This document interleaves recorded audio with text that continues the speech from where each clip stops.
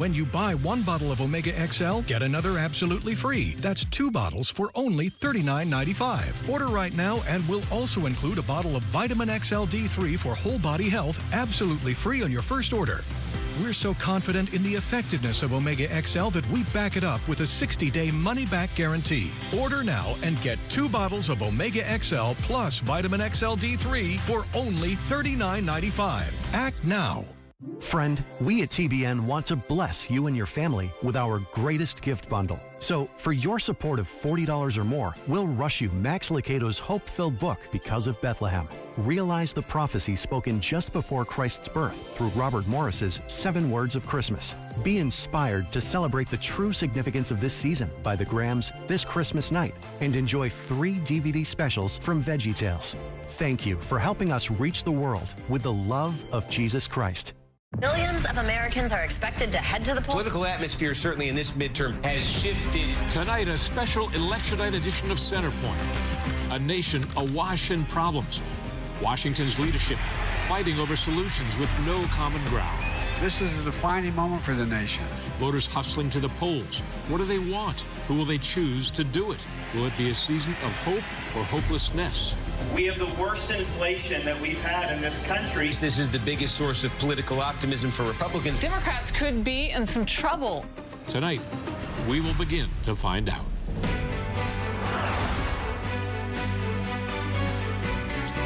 Good evening and welcome to Centerpoint's election headquarters. I'm Doug McKelway. By all indications, the current one-party government is about to end. Every poll and every bit of history says that the party in power in midterm elections loses seats. Let's take a look at these numbers now. When the president's popularity drops below 50%, the president's party loses an average of 43 seats. That's an average. President Biden's popularity is well below 50%. Joining me here in Dallas, Ashley Hayek from America First, and also Rob Astorino, a former candidate for governor from New York. And in Washington, TBN's Eric Stakelbeck. He's outside the Capitol. And also Pastor Alan Jackson joining us here tonight in Dallas. Welcome to you all. Eric, let's start with you. What's the latest with House Speaker Nancy Pelosi? I asked because obviously we're looking at a flip of control of the House. That means she likely will no longer be the Speaker of the House. Yeah, Doug, it's all but guaranteed that the Republicans will win the House tonight. Now, Nancy Pelosi gave an interview just yesterday saying that the attack on her husband, Paul Pelosi, late last month may affect her decision to return. Now, who will be Speaker? Obviously, Republicans, Kevin McCarthy will be Speaker on the Republican side, but who will lead the House, I should say, on the Democrat side? And there's some jockeying if Nancy Pelosi perhaps steps aside, not only loses that Speaker position, Doug, but leaves Congress altogether. Remember, she's 82 years old.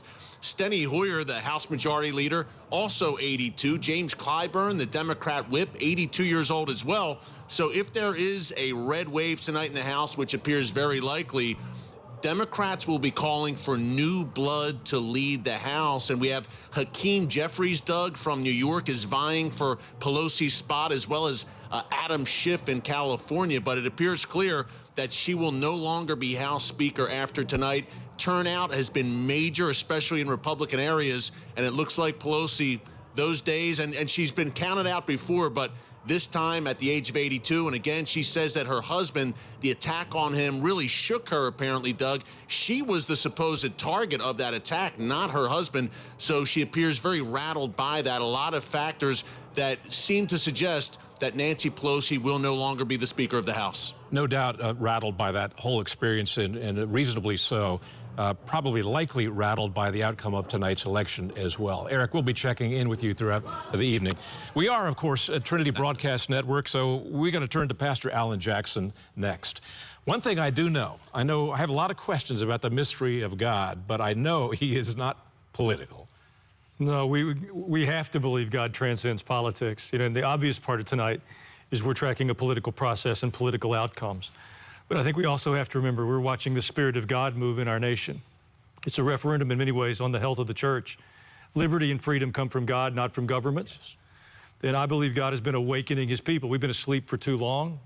We were not paying attention while our freedoms and liberties were being forfeited. And I believe We're watching a change in that, and tonight is one step forward in that process. I said he's not political. He is, in many respects, the truth. It's something that the rest of us mere mortals try to pursue.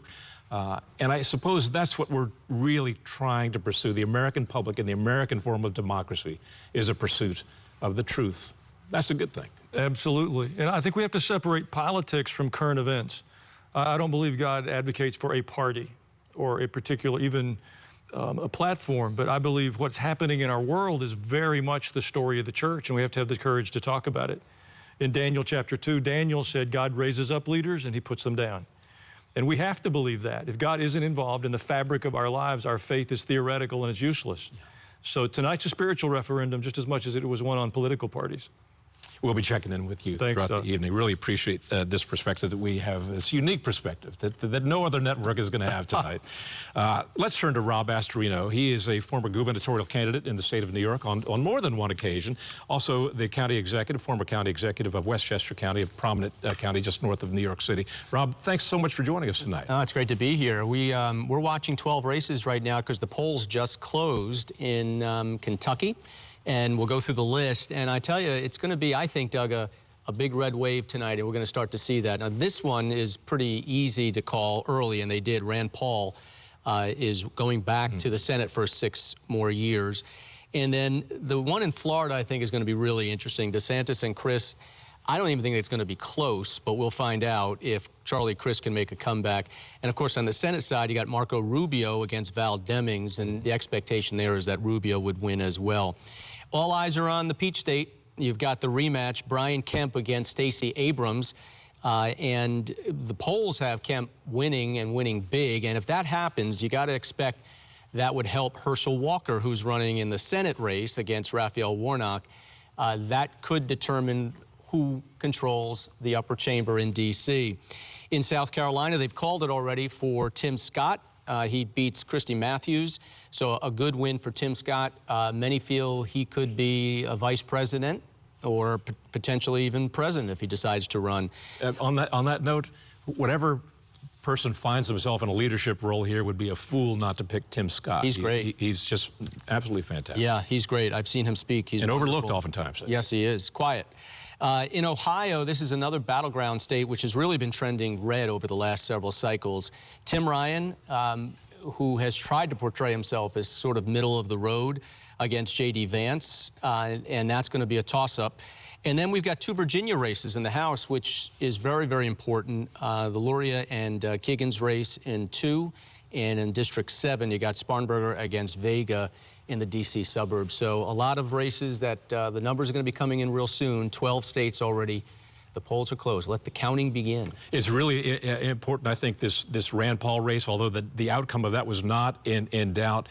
His presence in the Senate is going to be absolutely key if the Senate turns to Republican control as well, because he's got a lot of hearings that he wants to conduct, and I can think of a few faces out there in the Washington crowd that he wants to target, probably chief among them, Anthony Fauci. Yeah. So look for that. We've got a guest on board now. We also have a guest from across the country tonight on this all-important night. So let's get started with an interesting congressman from New Jersey, Jeff Van Drew, who used to be a Democrat and switched to Republican Party. Perhaps a sign of what's ahead tonight, Congressman? Well, I think we are going to have a very good night. I think it's a night when we're going to restore, to begin the process of restoring America to where we know she can be and what she really is a great country. Issues are out there, they abound, and we have to begin work as soon as we get this majority. I believe at the end of the day, we will have it both in the House and the Senate, and it's time to roll up our sleeves and then be strong and tough and really not be weak Republicans, but strong Republicans that are going to push to make sure that we have our own sources of energy, push to make sure that we honor our police and don't demean or diminish or in any way defund them. Make sure that we have a military that is a strong military and that we don't focus on the wrong things in the military, but focus again on having a strong nation with a strong military. We have to make sure that we close our borders and that we have strong borders and that we have the law enforcement that we need there and that we have the border patrol that we need and that we build the wall. We have to ensure that we never have an Afghanistan again. We have to make sure that we don't continue to just have policies that are going to create and actually push forward more inflation. We have to go in the reverse direction, and we have to stop so much wasteful spending on so many things that don't matter. We have to take care of our kids. We have to ensure that our kids aren't giving all kinds of distorted, woke information in their textbooks, that they are learning what they need to learn, and that America once again becomes a country of strong educational values, that are real, and that we compete with the rest of the world and be number one, and not only in our country, but around the world. That we be the best. You no doubt saw President Biden's speech of last week, where he said that this election is all about a threat to democracy. He did not say this specifically, but implicit in his remarks, and given his record over the past 2 years, was that your party is the threat to democracy. What does that do to heal this country, or to find some center ground that everybody can agree upon? And is your party, in its oversight role of the administration, going to go too far in seeking retribution for some of the hearings that the Democrats have conducted? I don't believe we'll go too far, but that we do need to have hearings. We need to learn more what's going at the top levels of the FBI, the Department of Justice, what has happened during COVID, what Dr. Fauci really has done, what is going on with not only President Biden, but with his son. Not too much, but important information we need to know. But we need to work on all those other things that I mentioned that are so unbelievably important. He has hurt our country. He is the worst president I can ever remember, perhaps the worst president of the United States this country has ever seen.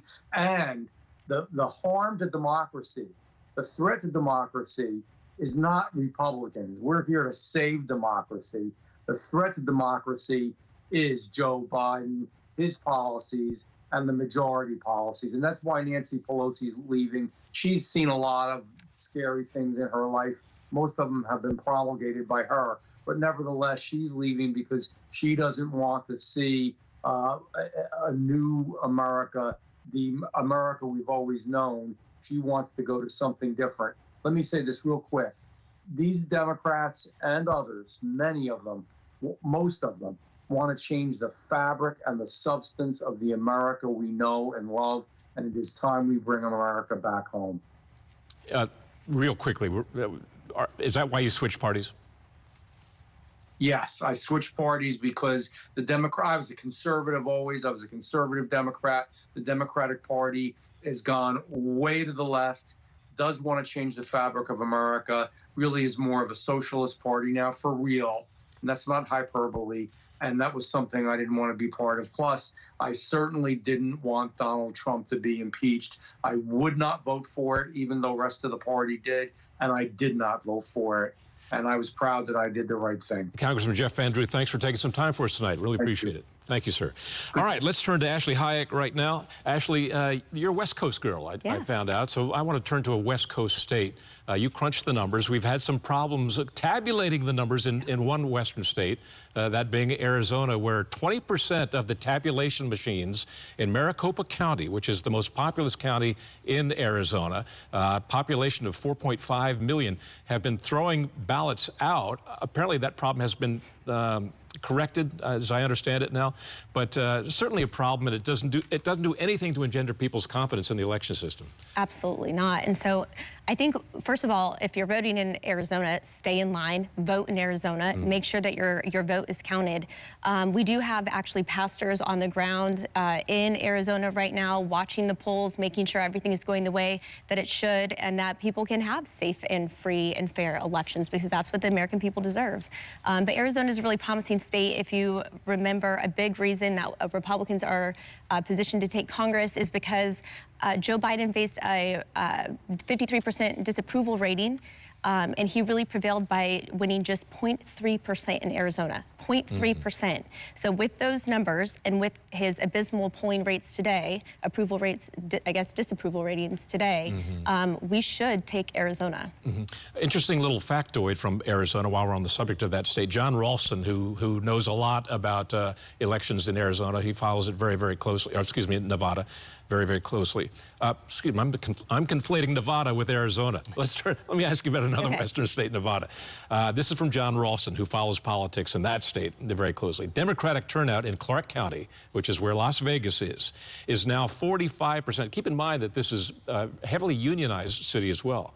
GOP turnout is 56%, so 56% to 45% for Democrats. That makes zero logical sense, he tweets. This is either a collapse of the Democratic turnout operation, or there is a lot of mail out there. Which is more logical? Yeah, that's going to be, if we take Nevada, that's going to be a complete upset for the Democrat Party. We're going to know really soon, just based on Virginia, which way this night is going to go. Either, you know, if you look at Virginia 2, if the Democrats hold it, they're going to have a decent night. If we pick up Virginia 7, that's the Yesli Vega one that you just alluded to, we're going to probably pick up about 20 seats. If we pick up Virginia 10, it's going to be insane. This is a state that was red for a long time, turned purple now, probably blue at least until Governor Glenn Youngkin came along. That's right. Seems to be a very moderate voice for the Republican Party. You know, it's interesting. The weather right now in the West, you've got some snow, you've got some heavy rain. So who's motivated to come out in that kind of weather? I would say Republicans and independents who are leaning Republican, who are fed up with what's going on. They're more likely to go no matter what. The Democrat who has been, you know, fat and lazy because we got everything right now. You know, you got the White House, you got Congress, you got everything. It'll be very interesting to see if they're motivated enough to come out. Now, the contrary to that is that old people tend to be more conservative than young people. Old people tend to be Republicans. Old people don't like to go out in the snow, and it's snowing in Reno. That's why you have ground operations for campaigns. Let me give you a ride to the polls. There you go. There you go. All right. One thing that everybody can agree on, the state of the economy is by far the biggest issue driving voters today. Look at these numbers now. Do we have those numbers? Well, we do. Okay, there they are. State of the U.S. economy. Only 19% of people are satisfied. 81% dissatisfied. Joining us now, the influential former congressman from Georgia, Bob Barr. Bob, good to see you again. Doug, great to see you on this very exciting evening. Yeah. Any tea leaves that you can read at this early juncture? I think that the fact that the economy and crime are weighing very heavily on voters' minds clearly indicates to me that it will be a very good night for the Republican Party in both the House and the Senate. I think governorships as well will tend to be Republican. But, you know, I've learned over the years, as you have as well, you know, you don't want to get too excited too early in the evening. But overall, I'm very optimistic, Doug. Let's talk about your particular state in the Senate race in Georgia itself. Herschel Walker versus Raphael Warnock, the incumbent. What's your expectation? This one is going to be very, very close, I think. And the fact that there is a libertarian who probably will siphon off a few percentage points leads me to believe that it could very well result in a runoff in a month, in early December. If that is the case, then I think the fact that Brian Kemp and the rest of the Republican ticket will have done very well tonight, I think will bode very well for Herschel Walker in a runoff in December. I think the Republicans will be far more motivated to get out and vote. I think Democrats, when December comes around, will still have a very painful hangover and probably won't get out to vote. Congressman, this is Ashley Hayek. My question for you is, Stacey Abrams has been claiming that there's voter suppression happening in the state, but it appears there's a record turnout so far. What have you heard about this going on in the state in terms of any sort of suppression? It was the same thing that we saw last week when President Biden gave his speech about the perils of democracy and the dark picture he painted. He also talked about voter suppression, even as a week ago record number of voters were going to the polls early for early voting. That trend has not slacked off. Here in Georgia, even though early voting ended just this past weekend, record numbers of people all across the state voted, including Democrats and Republicans by all measures.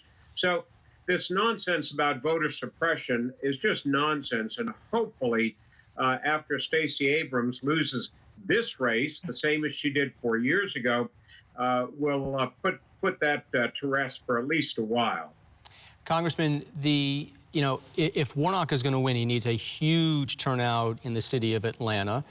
And the city of Atlanta went through some really rough times during the Black Lives Matter movement, the George Floyd era, all of that, and literally was in riots. I think that is going to play an effect on this race because the suburbs did not like what they saw, and people within Atlanta had to deal with that. Do you think that that's going to keep some of the numbers down in the city of Atlanta, or maybe have people cross over and vote for Herschel Walker or Kemp? I think certainly will benefit Kemp. Kemp has, over the last 4 years, played a marvelous game in a very positive sense, I mean, as governor. He has paid attention to crime from the gubernatorial perspective. He has strengthened the economy. He did not let COVID slow down the state. So he, I think, will have some pretty substantial coattails for the statewide ticket. Specifically to your question about crime in Atlanta, it has and will continue, I think, for the time being, to affect voter energy, because families in the suburbs and in the city of Atlanta, they don't like high crime. They don't like to see police being denigrated. And the former mayor, not the current mayor of Atlanta, but the former mayor of Atlanta, did a terrible job on the crime issue. And I think that will continue to hurt the Democrats even after this election cycle. You know, Congressman Barr, those of us who follow politics reasonably closely, as I do, or more closely as you do, can often be fooled by the depth of our investigation of these kinds of things. In other words, we're kind of educated fools. And sometimes we forget what voters are really looking for. And in Herschel Walker, they got a bulldog in Georgia. He won the Heisman Trophy. That probably counts for as much as anything in Georgia. It certainly does. The University of Georgia is a great university and obviously a very, very strong football school. The university is poised to win the national championship again this year, very likely. And there are an awful lot of UGA grads out there who are voters. By a much higher percentage, they vote than the average citizen. So that will help Herschel. The fact, though, is that as an incumbent, Raphael Warnock has a built-in advantage, whether one likes him or not, and I certainly don't politically. As an incumbent, he starts out ahead, and Herschel has been hurt by some of the so-called scandals. I don't think it's a death sentence for him. He's bounced back, and I think, particularly if it goes to a runoff, he'll come out ahead. And he could come out ahead tonight, but it's going to be very close. Congressman Bob Barr, always appreciate your perspective. Thanks for joining us tonight. Thank you, Doug. Well, joining us now is the CEO of American Majority, Ned Ryan. Ned, good to see you. Good to be back with you. I believe your home is in Virginia, correct? It is. All right. It's in fact in Virginia 10. Okay, Virginia 10, which is one of the key bellwether races that we're looking at. Any early signs? Well, having talked with some of the staff for Hung Cao, they're feeling pretty optimistic about his chances tonight. We're, of course, going to see what happens when we finally get all those votes in. But I'm pretty optimistic, Doug, about everything here in Virginia. I mean, I would remind people again, Joe Biden won this state by 10 points in 2020. Glenn Youngkin wins it by 2 last year, 12-point swing. Things have not gotten better for Democrats in Virginia since 2021. I think we're going to pick up Virginia 2. I feel very optimistic about Virginia 7 and Virginia 10. And if we win those 3 seats, we're off to the races in regards to picking up dozens of seats in the U.S. House. Why is that a reflection of the nation as a whole, those 3 districts that you just mentioned? Well, I think these districts, I mean, you can really look at Virginia 10 and Virginia 7 especially as truly being bellwether kind of swing states in what is truly a purple state. I hope that we're going to continue to trend red, but let's be honest, Virginia is a pretty purple state. I think they're reflective in many ways in the makeup, in the fact if a Republican win in what I consider a swing bellwether district like Virginia 10 and Virginia 7, it tells me that a lot of these other districts that I think would favor Republicans even more, they're going to pick up those seats as well. So I like our chances a lot if we win Virginia 7 and Virginia 10 on a national level. Ned, one thing that we saw during the Youngkin campaign was that a lot of the angry suburban moms came out because of what they saw was happening in their schools. Do you think that that will continue with the races, the House races in Virginia? Do you think you'll see those turnouts from the suburban women or those moms from Loudoun and Fairfax and other parts of the state? I certainly think it'll be a dynamic. What a lot of people don't know is that there are 2 Loudoun County school board members that are on the ballot tonight. They got recalled. And so it is still a pretty big issue here in Loudoun County. It'll be an even bigger issue next year as well. I don't think it's going away. I know I've made this point before, but I think you're going to see the school board issue not only play a significant role in the federal races here in Virginia, in which parents are tired of the woke curriculum, and there's going to be a backlash against Democrats. I think you're going to see it in places like Michigan in the gubernatorial, and I think it really has made that race between Tudor Dixon and Gretchen Whitmer a lot tighter than people thought it would be. In fact, I think Tudor's got maybe just a slight edge and ability to win tonight, so we'll see. But it's been about parents being tired of the woke curriculum in schools. Ned, Rob Astorino, you know, with Youngkin winning, sometimes when a party wins, it kind of the following year things settle down a little bit. But I don't think that's the case. I think the Youngkin tidal wave is going to continue to roll this year, and it makes it a 2-year cycle in a place like Virginia. The suburbs are so important to the Republicans to try to get back in the fold. You think they're going to win all 3? You think they're going to win all 3 of those key districts in Virginia? Because if that's the case, it is a romp today. I am optimistic. Let's say I'm quietly optimistic that we will. I mean, again, I do think both Virginia 7 and Virginia 10 are going to be close one way or the other. I think we're going to pick up Virginia 2 no matter what. But I'm pretty optimistic we're going to take one, if not both, of Virginia 7 and Virginia 10. And it is an issue with the suburban moms. I think you're absolutely right. Whether it's the transgender issue, whether it's the woke curriculum, you're seeing a lot of suburban moms saying we've had enough. And who's actually going to be, you know, a defender of what we believe are our rights in regards to our children's education. And it's Republicans that are stepping up. That's why Glenn Youngkin won. He embraced the parents' movement. And I think wherever Republicans will actually stand up and embrace the parents' revolt, it will lead to real success wherever they are in the country. Ned Ryan, really appreciate your time tonight. Thank you. Thanks. Tell you what, we'll take a short break. Back with more of our special election coverage on Centerpoint after this.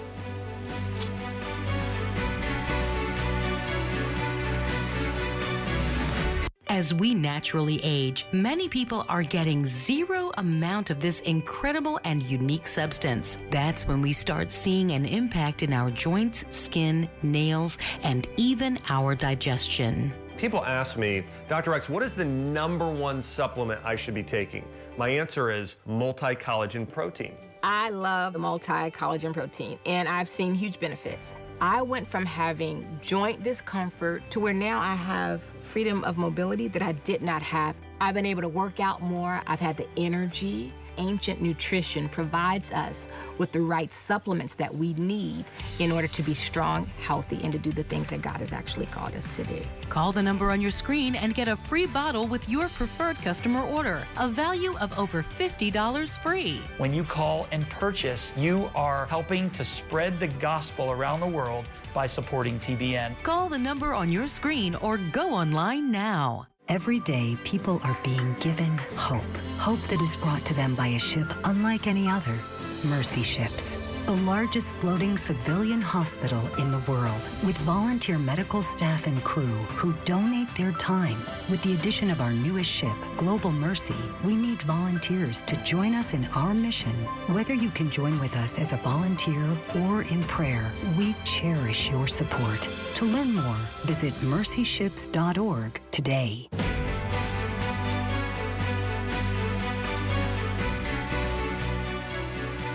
All right, when I say we're going to take the 30,000-foot perspective, it really applies to this particular interview again. Pastor Alan Jackson rejoins us now. An obvious question: should Christians be involved in politics? It's an important question, Doug, because we've lived with this idea. We've heard separation of church and state for so long. It's not a constitutional idea, but it's made its way into the body of law that we live under. And Christians have kind of accepted that in a passive way. But if we remove the Christian faith from the public arena, it will become increasingly authoritarian until it becomes completely totalitarian. The church is the conscience of the culture. So not only should Christians be involved, I think we have to be involved. I'm not suggesting God advocates for a particular party or that he's red or blue, but there's a biblical worldview that Christians are accountable for. We don't get to choose the truth that we believe. We receive that from God, and we take that biblical worldview into our culture. And that's where we get our perspectives on marriage and family and sexuality and all of those things. Those aren't political issues. Those are biblical issues, and the church has an assignment to be a light in this culture. There was a great piece I read today in Real Clear Politics by Carl Cannon about the divisions that we're experiencing in this country, and they are vast. And he says they're every bit as bad, maybe even worse in some respects, as the divisions which preceded the Civil War more than 150 years ago. And he cites President Lincoln's second inaugural address, in which he said, as the war was approaching its end, and with the Union victory almost at hand, that his opponents and the people who sided with the Union all read the same Bible and all speak to the same God. Your thoughts? Well, absolutely. There's people all across the political spectrum that are people of faith. I don't think you can determine our political allegiance, by the church building where we sit. But having said that, the truth of God is not up to my opinion. That's the reason we come with the objective truth that comes to us from Scripture. And I think Christians have also had this rather naive idea that for the Spirit of God to move, for there to be an awakening, a renewal, whatever label we use, that we're all going to link arms and sing Kumbaya and have ice cream after school. And the reality is there's a conflict in the world, a spiritual conflict in our world that's far more intense than what we're watching in Ukraine. And the question for this generation, are the Christians going to have the courage to take their faith back into our classrooms, back into our college campuses, back into the boardrooms, back into those places that it has once lived and flourished, but we have stepped away from that. This is not a time for passive Christianity. I'm not talking about angry or belligerent and certainly not violent, but we're going to have more determination that we've demonstrated for several decades. Do you see in your sermons and in your services that your followers are more and more becoming aware of this? Because we see the same schisms in the church and Christianity, in this country at least, that are affecting society at large. We've got, cultural issues. We've got churches with transsexual priests or whatever, cover the gambit of the cultural divide in this country. We do. Who's right and who's wrong? I know you believe that you're right on your side, but they think they're right on their side. They do. Well, I think we have to decide what our source of authority is. If it's my opinion and your opinion, then everything is subjective. And if we're trying to decide who has the best cup of coffee in town, a subjective opinion is okay. But if we're going to be Christ followers, we have to believe there is objective truth. There's still sin. It's convenient to kind of absolve ourselves of sin, that everybody can choose their own path. But that is not Orthodox Christianity. And it's certainly not historical Christianity. But that struggle has always existed. It exists in the New Testament, it exists in the Hebrew Bible, and it very much exists in the contemporary church in our nation. And we're going to have a different kind of courage. We have tried being compliant and more tolerant, and we have forfeited liberty and freedom. We're being censored. We're more lawless than we've ever been. We're more violent. We're more reckless in how we spend our money. Our families are unraveling. The experiment apart from God isn't working. Now, will the church have the courage to stand up and say there's right and wrong? The problem is not the depravity of the wicked. The problem in our nation is the indifference of the faithful. The election results tonight may very well convey exactly what you're saying right there. I pray we wake up. Pastor Alan Jackson will be with us throughout this evening with many more words of wisdom. Turning to some more earthly matters right now. Polls have closed in 20 states and D.C. 4 of the races we are watching: Michigan, Pennsylvania, Texas, and Washington. Michigan Governor Gretchen Whitmer Tudor-Dixon, Pennsylvania, the Senate race there, as you well know, because it's gotten so much attention across the country. John Fetterman, the Democrat, versus Mehmet Oz, the Republican. Texas, Governor Beto O'Rourke versus the incumbent Greg Abbott. Washington State, the incumbent Democrat Patty Murray against a new, fresh face who's showing a really strong showing, Tiffany Smiley. We'll be watching all those races tonight. Let's turn to one of our favorite guests on this show and across the TBN world, Governor Mike Huckabee. Governor, good to see you. Good to be with you. Such a pleasure, Doug. A big night for our family, as you can imagine. Well, it is, and that was going to be my first question right out of the bat. It's a race that has not gotten that much national attention, but it's gotten a lot of attention in Arkansas and even more attention in your family. How's it going tonight so far? You know, the polls don't close here for another 25 minutes or so. So we're waiting anxiously for that to happen and the first results to come in. All the tracking polls, everything looks good. But I can tell you from having been in races before many times, you never count anything until it gets official. So I guess I should say I'm one nervous dad. I'm calm as a commentator, but as a dad, pretty nervous. Now, have you been losing your voice because you've been giving too many campaign speeches on behalf of your daughter, Sarah Huckabee Sanders? I do think that's a lot of it, yes. My voice is struggling. I think it's because I've been out on the trail with Sarah, excuse me, the last couple of days. And phenomenal crowds, great enthusiasm. But I've probably overused the voice a little bit. My wife is delighted that I can't talk as much, but it makes it a little more difficult here. But no, I think Arkansas is going to have a tremendous night, and the issues couldn't be clearer. And I loved what you and Pastor Jackson were talking about believers being involved in the world of politics. And sometimes Christians are a little confused. Well, do I vote for somebody even if they may not be as devout a Christian as me? And I think we have to get to the place where we start realizing that you're not voting on the personality of the candidate. You're voting on the policies. You're voting on the principles that they are most likely to put in place. So if a person like me is unapologetically pro-life, I will not support or vote for somebody who isn't. For me, that's a biblical issue.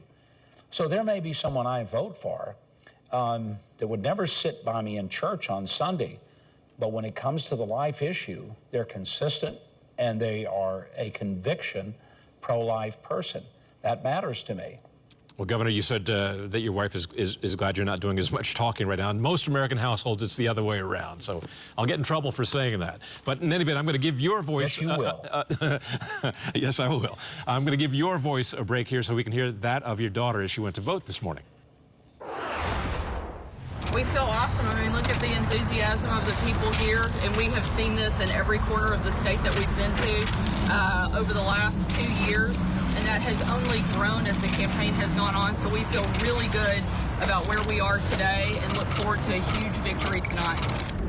I've actually spent a significant time talking about things that empower every Arkansan, things like education and making sure every child in the state has access to a quality education, making sure our neighborhoods and our communities are safe, phasing out the state income tax and rewarding hard work. Those are not divisive issues. Those are really help bring opportunity to every single person in the state of Arkansas. That's what our campaign has actually been focused on, and that's the message that we're going to continue talking about, and those are going to be the policies that we implement in making Arkansas the best place to live, work, and raise a family. Governor, I want to ask you about your daughter there. You know, I remember when President George H.W. Bush gave the reins up to his son. I sensed, I don't have any factual data to support this, but I sensed that it was probably much, much more difficult for the father to watch his son take all kinds of incoming fire than it was for him to face that fire himself. Is that the case with you?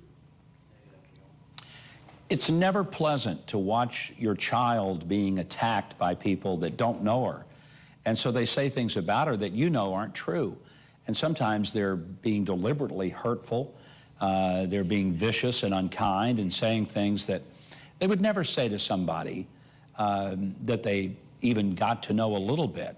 But it's also something that over a period of years, and I've been doing this now for over 30 years, Sarah has literally grown up with it most all of her life. So it's not unexpected, and it's not a big shock or surprise. And I think you get, when I say get used to it, I don't mean that you ever get to where it doesn't matter, but you just don't let it bother you to the point that most people would think, oh my gosh, I can't handle that. Well, you get where you just look at those folks who say things like that and you say, they got a problem. I don't, but they do, and they need to get it right with God. I'm fine. I got to tell you one thing, Doug, when I was watching that video of Sarah, to be honest with you, I was really not paying much attention to her. I was looking at those 3 kids that were right behind her, and I was watching my grandchildren and seeing, would they be able to behave for that length of time? And for the most part, they did. Well, they were raised well, apparently, and we know where that came from, and you had a significant role in all that. I want to turn to some of the other races going on around the country, what you expect to happen tonight. What is your sense of things? Do you expect the red wave, as many prognosticators are forecasting? Doug, I honestly think it's going to be better than most prognosticators have it. I think Republicans have been underpolled. I think a lot of people who will vote Republican won't talk about it, not just to a pollster. They won't talk about it even to their neighbors, families, and coworkers, because they don't want to be called a bigot, a racist, a fascist, homophobe, transphobe, whatever the latest label is, so they keep it to themselves. But when they go to vote, here's what they're thinking. They're thinking, who's going to make me safer? Who's going to make it so that my kids can play in the neighborhood? Who's going to shut down the border, keep fentanyl from coming across the border? Who's going to try to lower, excuse me, our food prices and our fuel prices so that we'll be able to afford to get through the winter and actually have heat in our homes and food on our table? And when they ask those questions, it gets real obvious where they're going to land. And if they are Christian believers, they're going to ask themselves, who believes in the sanctity of every human life and who doesn't? Who believes that children are too young at 13 and 14 to make life-altering decisions, to have their bodies mutilated or to be chemically castrated? When those are the kind of decisions that voters make, I think we're going to see not just a bare majority. I'm going to go out on a limb. I think we'll see 53 or 54 Republican senators, and probably in the neighborhood of 235 Republican House members after tonight. Governor, we'll give your voice a rest. I know you're sitting on pins and needles, and it's going to be a late night for you. Thanks so much for joining us. Thank you, Doug. Rob Astorino, you got some new results in. Well, the Sunshine State going real red. DeSantis going to be reelected with 58% right now. That's a rout over Charlie Crist. And, of course, we were talking before how much better he did in Southeast Florida. Miami-Dade, if you can be competitive as a Republican in Miami-Dade in these kind of elections, it's lights out. And Marco Rubio with 56% of the vote. So big Republican tidal wave in Florida. Not really unexpected, but good numbers. And actually, I know you were remarking about some of the vote turnout in Miami-Dade, which is traditionally a Democratic stronghold. And we're seeing a huge amount of Hispanic voters go to conservatives now, right? And so we're looking at data where in certain counties in Florida that Biden won by 12%. Senator Rubio is picking up and winning in those counties tonight. So that really speaks to the amount of work. It speaks to the values of the conservative party, of the America First movement that we're seeing across the country. You know, Val Demings had a real shot in this race early on because she was a former police chief. Yes. That's right. She could have played to that crime issue, but she, like so many Democrats across the country, stuck with the cookie-cutter approach, abortion, Trump, period. And if she really pivoted in a smart way, she might have made this a more competitive race. If Florida translates into the rest of the country, follows Florida's lead here, it reminds me that I think a lot of Democrats were boxed in by their position of 2 years ago. They couldn't let go of it. Maybe it's because of campaign ads that they would have the compare and contrast statement from now as opposed to what they said 2 years ago. I don't know, but... Well, you know, everyone was in a fog. It was a Trump fog for 4 years, right? Everyone was crazed on all sides. Now the fog has dissipated because he's not there, and people looking around like, what's going on here? Mm-hmm. And so you're getting more voting patterns that were likely 6 years ago, and people are coming home, and they're now switching over to the Republicans. Independents are, because they don't like what they're seeing. We haven't heard from a lot of Democratic voices tonight. Let's hear from one right now. Dennis Kucinich, who was the youngest youngest mayor of Cleveland, Ohio in history, joins us now. You're smiling. That's a good sign for you. I'm smiling because I'm among friends. I want to say, Doug, that first of all, good luck to Governor Huckabee and his family. As a dad and a grandfather, I know what he's feeling tonight, and I certainly wish him the best and his family the best. I also want to say I listened carefully to what Pastor Jackson said, and I thought that his words were very compelling. And when you think about the words of Matthew chapter 22, verses 16 to 22, where he talked about render unto Caesar the things that are Caesar's, and unto God the things that are God's. And I think those words really help to justify and energize Christians' involvement in matters of state. Great point. Wonderful quote as well. If this red wave holds up, what went wrong with the Democratic Party? Well, it should have paid attention to the bread and butter issues, the economic issues that worry everyday Americans. I mean, you look at the inflation rate right now, it's 8.2. It's come down a little, but it's still 8.2%. Since January of 2021, the price of gas has gone up 63%. Now, who can handle that? Food prices. You look at what it costs for breakfast these days. Breakfast cereal went up 16%.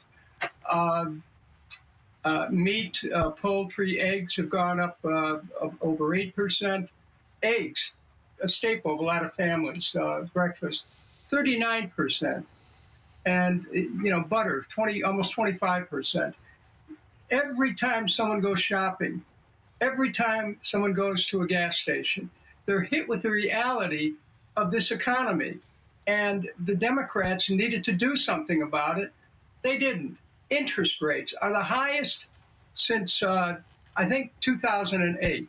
They're 3.75 to 4%. Mortgage rates, you want to buy a home? It's very tough right now. The rates are about the highest in 20 years. They're over 7%. So, and then there's other issues too. It's economic, but then there's violent crimes.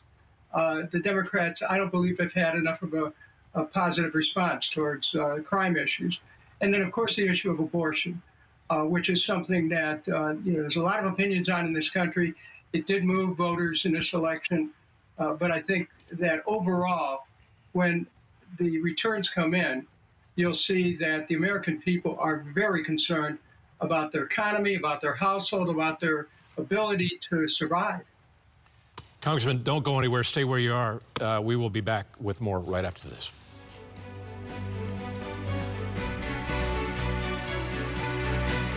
Today, thousands of Christians around the world are experiencing intense persecution because of their faith in Jesus Christ. When one parent or both parents are removed from the home or forbidden to find meaningful work, it brings isolation and poverty. The good news is, in this season of Thanksgiving, you can make a difference. Through the Voice of the Martyrs Christmas Care Project, you can provide hope and encouragement to those children in need. Each backpack contains clothing, toys, and most importantly, Christian literature and a Bible in their own language to empower them and keep them strong in their faith. To find out more, go to ChristmasCare2022.com or call 877-312-2825. Again, that's ChristmasCare2022.com or 877-312-2825. Is it Christmas now, Papa? Well, it's not Christmas until we hear the bells. From Sight and Sound Films. He is Henry Wadsworth Longfellow. This holiday season, I intend for my pen to raise unity, not swords. Promise me you will not let this war take our sides. Discover the inspiring true story. You are that bell, and you are not done ringing. Of the beloved Christmas carol. I heard the bells on Christmas Day. I Heard the Bells. In theaters this Christmas.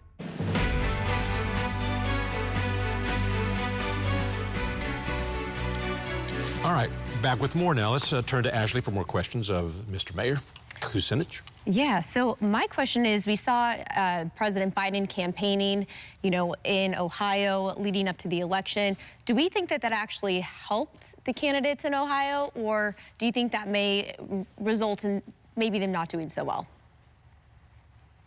Well, Governor DeWine has just been declared the winner in Ohio. That's no surprise. But I think that the Democratic ticket, which had Tim Ryan as one of the leaders of it, have been hurt by this national move, really calling the Democratic Party to an account for its failure to adequately address the economic problems in the country.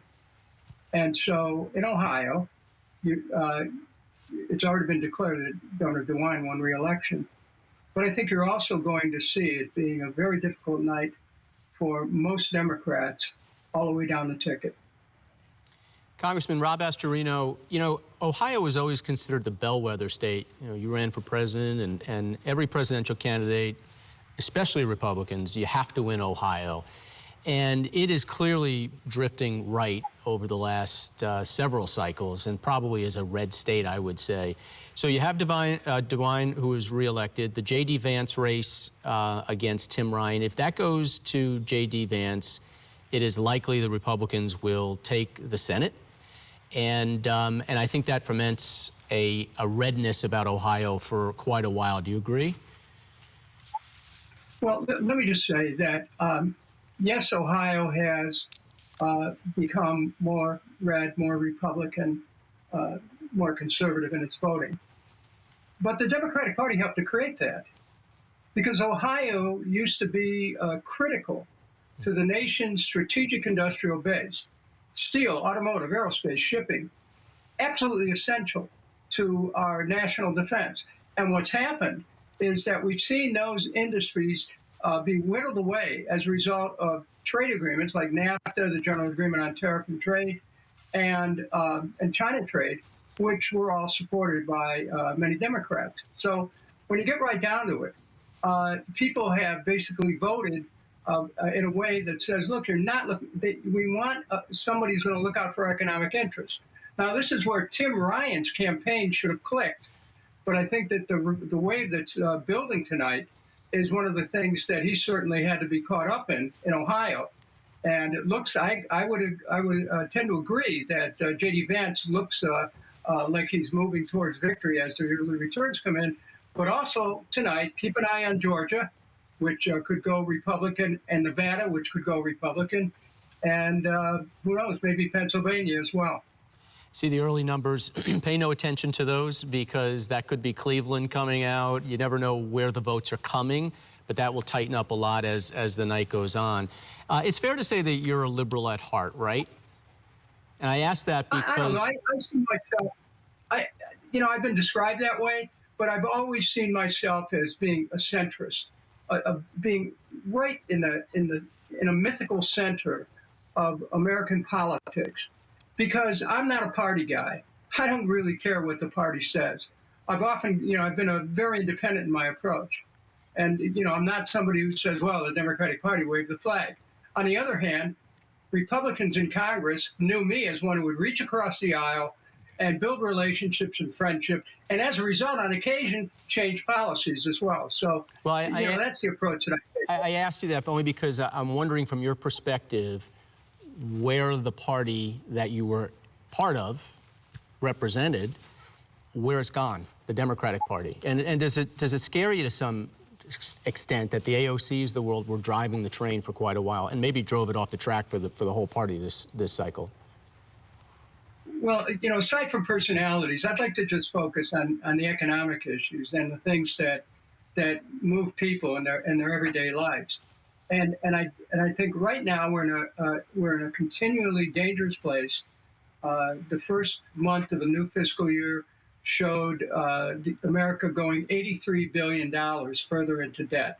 Our national debt's approached about $30 trillion. Now, if as a Democrat, if Democrats aren't concerned about something like that, that's bad news. They're writing checks. We're sending money over to Ukraine, And we're borrowing the money to send money to Ukraine, to buy arms, to help the people there. We're, right now, China holds almost $1 trillion of U.S. debt, Japan about $1.2 trillion. And, you know, it's really reflective of the fact that we are losing control over our own destiny. And the way that you keep it is focusing on the economics and taking care of things here at home. And tonight, I think we're going to see the judgment of the American people will say that they lost confidence in the Democrats' ability, by and large, not every Democrat, but Democrats' ability as a party to take care of things here at home. Congressman, that's just such a great point about the debt and deficit and where a lot of that money is going. It's the looming storm cloud on the horizon, and it's not just Democrats who are responsible for it. Both parties have contributed to it through the last several decades. Stick around. We'd like to talk to you later as the evening progresses. In the meantime, we'll take a short break. Introducing Vinia, a new miracle superfood that has emerged from the Holy Land that is clinically proven to increase your blood circulation. For an investment of about $1 a day, enjoy the health benefits of 1 bottle of red wine in each capsule of Vinia, minus the alcohol, sugar, and calories, and echo the age-old wisdom to take a little wine for your health's sake. A clinical trial showed that Vinia significantly increased dilation of arteries for each person who took 1 capsule of Vinia daily for 3 months. Vinia significantly increases your blood flow and the delivery of oxygen and nutrients to your brain, heart, and other tissues, providing you with improved heart health, physical energy, and mental alertness. So order your Vinia today at ViniaBloodFlow.com or call 800-600-3619. That's ViniaBloodFlow.com or call 800-600-3619. Vinia, better blood flow, better life. I'm Judas. Shalom, Judas. There will come a time you will follow in my footsteps, and you will know what it actually means to give up your life. Are you ready to do hard things? Yes. We will see.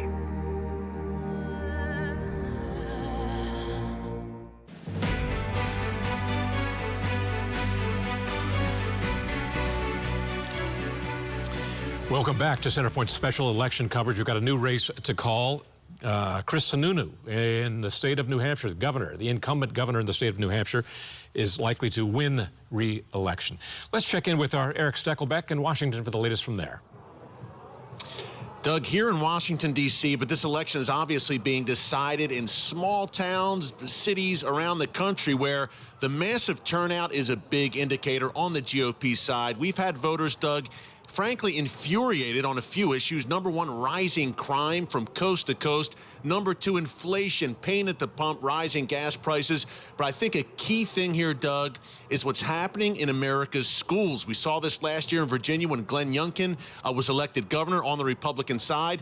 Parents are furious over these woke teachings on everything from gender to critical race theory at schools. And once you start touching people's children and grandchildren, that tends to get them highly motivated to head to the polls. And I think that's a major factor, Doug, in this red wave. And we could see in the building behind me, both chambers of Congress changing hands, a very real possibility, because as Congressman Kucinich just laid out, Democrats did not focus on what the American people really care about, the economy, our children. It was more this ideological damning of Republicans and painting Republicans as fascist. Democracy is in jeopardy.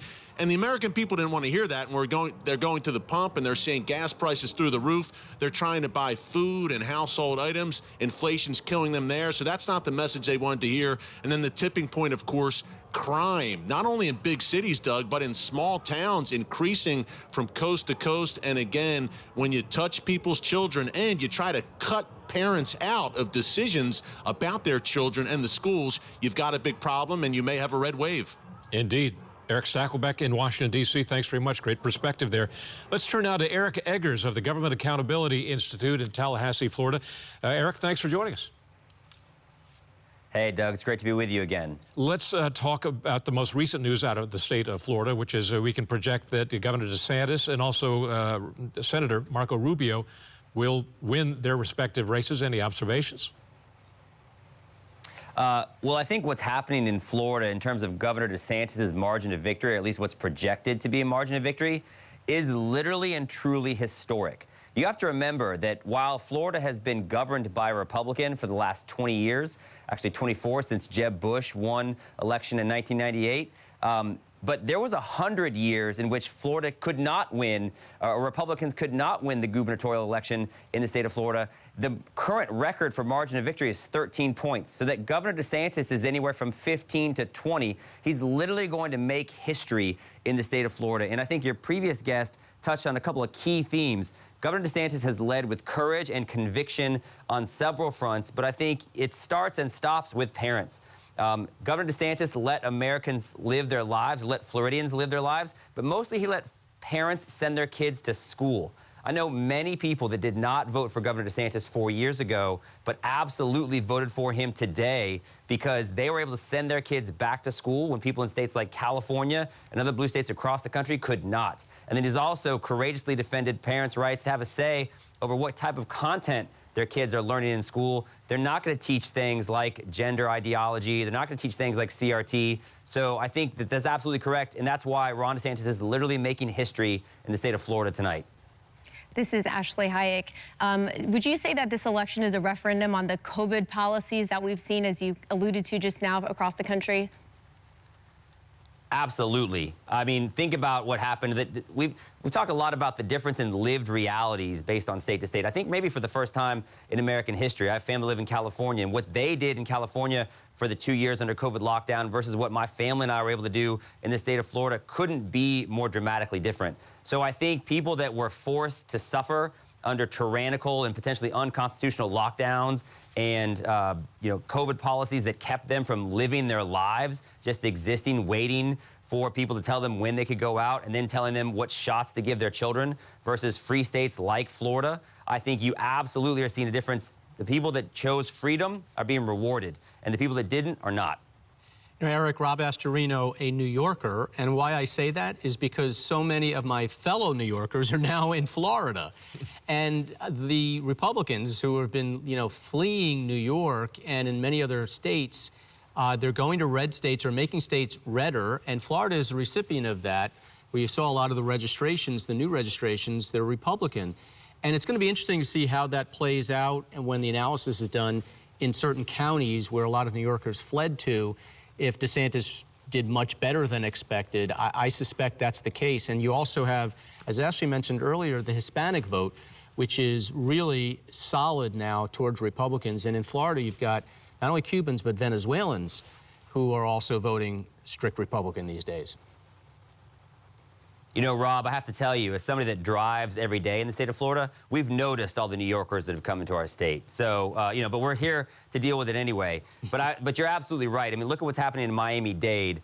This is a county that Ron DeSantis lost in 4 years ago. This is the county that Joe Biden won by significant margins 2 years ago. And they now are winning in Miami-Dade County. That's the most diverse county in the state in terms of Hispanic populations. In other words, other types of demographics. And I think it's an overlap between, number one, like there is no ethnically appropriate way to say, hey, I want to send my kids to school. That cuts across any kind of line. But there's also, I think, some of the cultural issues in terms of the gender ideology. I live in Leon County. It's the state capital. We literally had a parent have to sue the county because the education system here entered into a gender transition plan with a 12-year-old without the parent's knowledge. So you actually have some of these historically blue demographics, some of the Hispanic populations, some of the African-American populations, but culturally they're actually quite conservative because they're a religious people. And so I think that's another thing that people are reacting to. You have to remember that Ron DeSantis got 18% of the African-American female vote 4 years ago, which at the time was historic for a Republican gubernatorial candidate. And the reason for that is because he supported charter schools. And you had a lot of African-American moms who have their kids, they want to see their kids have the best chance to succeed. But if they're trapped in failing schools, then they obviously don't have access to that. So a lot of people think school choice is another reason that Governor DeSantis has consistently led on, as have any Republican in the state of Florida. And so I think a combination of those factors, you are seeing a resetting of traditional coalitions firmly behind Republicans in the state of Florida, and that parade starts with Governor DeSantis. And Erica, recent polls have confirmed that. We've seen suburban women migrating to the Republican side, Hispanics migrating to the Republican side, African Americans migrating to the Republican side in numbers unseen before. You are an investigative reporter by trade. If this red wave holds true, what would you like to see Republicans in the House investigating of this administration? Doug, I don't think we have enough time tonight to get into the things that Republicans need to investigate. But, you and I have spoken at length and a number of times about, I think, the criminally underreported and neglected story of the overlap of business interests between Hunter Biden and his father, who's currently the president, and a variety of international businesses, which calling them businesses is potentially charitable because, it's not like it's Lloyd's of London, right? These are startup Chinese hedge funds. These are Russian oligarchs. These are Ukrainian gas companies that are looking to curry favor and avoid potential prosecution. So I do think if Republicans take control of the Senate and the House, as they are currently projected to do, I think we're going to see Republicans now have subpoena power and investigative power that we don't have, journalists don't have. And I think that the amount of light that that's going to shed on the true nature of the Biden family business dealings and the nature in which Joe Biden was involved in them, I think will be quite enlightening. Because, Doug, you may know this, but at the Government Accountability Institute, we've had access actually to a variety of email accounts that detail Hunter Biden's business dealings. And we've seen a lot of the different emails. The one email we haven't seen is an email in which Hunter Biden says, no, I'm not prepared to take that to my father because he's not involved in my businesses. We haven't seen that. We've actually seen many emails that say the opposite. So I think that's a great point. And I think not only are we seeing a reshuffling of some cultural orientations in terms of Republican support that buck conventional trends, but I think we're actually going to see the beginning of a new wave of investigations and an uncovering of data as it relates to the Biden administration. Mm-hmm. Eric Eggers from the Government Accountability Institute. You're going to be a busy man over the next 2 years. Thanks for your time. Good to see you, Eric. Before we go, you, Doug. Thank you. You too. Before we go to break, we can project another winner. Sarah Huckabee Sanders, the projected winner in the Arkansas governor's race. Back with more after this. The more you think about how blessed you are, the more you have a desire to be generous. For your gift of support in any amount, we want to send you Joyce Meyer's enriching book, The Power of Thank You. And for your gift of just $50 or more, we'll also include CeCe Winans' inspirational book and her uplifting worship CD, Believe for It. Believe, and God will show up and do what only He can do. Thank you, friend, for supporting the miracle of Christian television around the globe. As we naturally age, many people are getting zero amount of this incredible and unique substance. That's when we start seeing an impact in our joints, skin, nails, and even our digestion. People ask me, Dr. X, what is the #1 supplement I should be taking?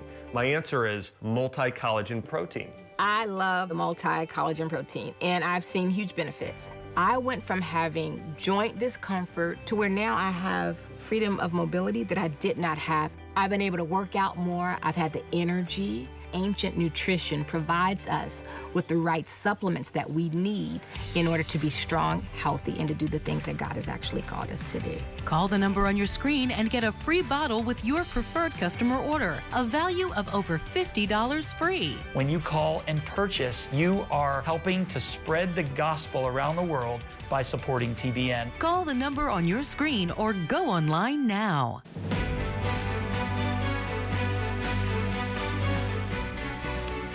Welcome back to our special election night coverage here on Centerpoint. We can call, no, excuse me, no, I should say that polls have just closed in a really important state, New York State. Rob, you know a lot about this state. You live there. You have run for governor yourself. You are the former county executive in Westchester County in New York. You know Lee Zeldin very, very well. What do you expect tonight? I was texting with Lee today, and I think he's optimistic that they can win this, and I am too, just looking at New York State and what's been trending this year. New York City has become the Wild West, and Kathy Hochul, who has not been elected governor, she took over for Andrew Cuomo, she ran, I think, the worst campaign in the history of campaigns. She had every opportunity to take that issue away from Lee Zeldin, the crime issue, and deal with it, and she didn't, and it was all Trump and all abortion. And Westchester County, where I'm from, it's 3-1 Democrats, where the Clintons live. And, I was able to win when it was 2.5 to 1. With a wave, it was 10, in 09 when Obama was in. And so people are affected. Even if you're a Democrat, you're affected by crime. You're affected by that car alarm going off in the middle of the night in the suburbs. Or you're not going into New York City because you're afraid, and inflation and all that. Those are the issues that are on the ballot. And that's why Lee Zeldin has a real legitimate shot to overperform in New York City. And if he can win the suburbs, and I really think he will, then he's going to win and pull off what hasn't been done since George Pataki. I hear these anecdotal stories from lots of people, friends in New York City, that the whole world has changed there in the sense that people keep their heads on a swivel now, like in ways that they never used to. Women carry their purses in front as opposed to their side to prevent snatching, things of this sort. What was the wave that you became county executive on? Was it very similar to the wave we're seeing now, where the circumstances, the economic circumstances or crime circumstances, what was it? Yeah, I won in 2009, so Obama had just gotten elected, and the economy had collapsed. So there were a lot of different issues, but people were anxious about what was going to be happening. So taxes were really important. Even in very wealthy Westchester, they have a pain point on taxes, and we're dealing with that right now. Westchester, as I said, is very liberal, but the surrounding counties are not. And so if Lee Zeldin can win just the northern suburbs, he's going to win big in Long Island. He's going to win tonight, and that will be shockwaves around the nation. Real quickly, we've got to go to our next guest, but you also mentioned before we were rolling, there's some regional differences. Kathy Hochul, the incumbent, is from Western New York. Buffalo. Which might as well be a foreign land compared to people in the 5 boroughs of New York City. Yeah. And, she was an A-rated by the NRA congresswoman when she was one term in Buffalo, and now she has flipped where she wants to just take away everyone's gun. And there's a big part of New York that is fairly red and rural, and they're reacting not too kindly to that. So I honestly, New York is in play, which is very interesting. I think we're going to win 3 or 4 additional House seats in New York as well. That's just remarkable. Yeah. Just remarkable. Joining us now is Congressman Warren Davidson from Ohio's 8th Congressional District. Congressman, thanks very much for joining us. Thanks for inviting me. It's really an honor. What are you seeing so far in Ohio? A lot of energy, just, presidential year numbers in terms of turnout. So I was at a precinct earlier, and they said in a presidential year, they'll normally pull about 1,100 people at that precinct, and they had pulled 1,000. And this is heavily skewed in Republican-leaning precincts. It looks like a presidential year, and in Democrat-leaning precincts, it looks like an off year. So if that trend holds around our state, it's going to be a really big night for Republicans. And it looks like, talking to some of my colleagues around the country, they're seeing, big energy in Republican precincts. And so hopefully that means we're going to have a lot of reinforcements coming. We can take back the House. Ohio is very similar to Pennsylvania in that you've got a few major cities, Cleveland, Dayton, I forget what I was saying, Cincinnati. Columbus, Cincinnati. And then you got a lot of rural areas as well. So either or, who wins out? I think it's going to be a big night for Republicans. Our governor's going to win re-election by a big margin. He has some Democrats that are big fans, and solidly with Republicans. And in the Senate, Tim Ryan, Democrats have held out Tim Ryan as the model of what they should be doing, and it really is kind of what they should be campaigning on in a lot of ways. But they have the failure mode even when they campaign on that. That's not the voting record that Tim Ryan has had, and J.D. Vance has been able to make that message clear. I think J.D. Vance wins solidly, 5% or more in Ohio. And so, it's looking good. We do have a couple tight House races that, we're watching closely, and we'll see, whether we have 12 Republicans and 4 Democrats. We lost a seat, so it'd be nice to stay 12-3. Could be 11-4. We'll see what the mix in the House looks like after tonight. Ashley Hayek here. My question for you is really about the veteran population in Ohio. President Biden had that disastrous withdrawal from Afghanistan last year. I know there's a significant veteran population in Ohio. What do you think that looks like, and how do you think that'll affect the races in your state? Oh my gosh, people are disgusted by, Joe Biden. Look, you don't have to have served in the military a single day to know that first you take the civilians out and then you pull the military out. Joe Biden did it the exact opposite way. It's a disaster. You've still got the same exact people in charge, and people can't wait to get, reinforcements in the House and hold them accountable, not just for Afghanistan, but for the way they've politicized the military. I mean, the American people are telling you, we don't want to be part of a woke military. Our sons and daughters aren't joining the military. Families are calling me up saying, would you still join? I say, absolutely. I've got people turning down appointments to service academies because concerns about some of the wokeness. But, vaccines for young, fit, healthy people haven't proven necessary or even effective. We have multiple whistleblowers saying the data is showing that for young, fit, healthy people, no comorbidities, that there is as much of a risk from side effects from the vaccine as there is any preventative factor for risk from COVID-19. Congressman, you took over for John Boehner, former Speaker of the House. Looking ahead, assuming the Republicans take back the House, Kevin McCarthy has been very actively campaigning and raising money for Republicans around the country. You assume he's going to be the next Speaker? He's running unopposed. It's pretty tough to lose a race unopposed, so I think he will be. You're not going to throw your hat in the ring and make news tonight? No, I won't be running for that. So we'll see. And as far as for everyone, I think, look, the reality is people do have to position themselves ahead of the race. But a lot of people said, look, let's not get things out of order here. Let's first take back the House, and then we'll focus on leadership races. And that's hopefully an event for next week. And we'll see. We'll in places like Ohio, we'll know tonight. And as Joe Biden warned, in certain places, probably some of the same places we had problems with in 2020, we may not know for days, and that will really, hopefully re-elevate the importance of election reform, so that we can have election integrity. We should know who voted, and that way we can guarantee one person, one vote, and voter ID is a rational way to do that for federal elections. Congressman Warren Davidson from Ohio, we're watching your state very, very closely tonight. Thanks for your time, sir. Thank you all. Ashley, you mentioned veterans in Ohio and the disastrous Afghanistan withdrawal. I was reminded as you asked that question of Bob Gates, the former Secretary of Defense who served in both Republican and Democratic administrations, and said of Joe Biden that he's been on the wrong side of every major foreign policy decision in the United States for the past 40 years. In many respects, we're experiencing the consequences of that right now. Okay. Joining us now is a senior political correspondent from the Washington Examiner, a familiar face to you viewers here, David Drucker. David, good to see you. You're in Atlanta, Georgia tonight, huh? I am. I'm at Herschel Walker's, what he's hoping will be a victory night party on election night here in Atlanta. We're right adjacent to the baseball stadium where the Braves play. Still no sign of Walker, but it's early in the night. Votes are still being counted throughout Georgia. I think it's a very close race between Walker and Warnock, the incumbent Democratic senator. But we will see once we get all the mail-in ballots, once we get all the election day ballots, exactly how this thing shakes out. Mm-hmm. We spoke to former Georgia Congressman Bob Barr earlier in the show, and I was mentioning how the Heisman Trophy is something that definitely works in Herschel Walker's favor. But he reminded me that the value of incumbency for Raphael Warnock is very, very strong, too. What are your thoughts about that?